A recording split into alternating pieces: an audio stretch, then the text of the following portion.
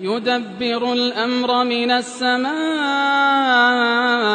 إلى الأرض ثم يعرج إليه في يوم كان مقداره 1000 سنة مما تعدون ذلك عالم الغيب والشهادة العزيز الرحيم الذي أحسن كل شيء خلقه وبدأ خلق الإنسان من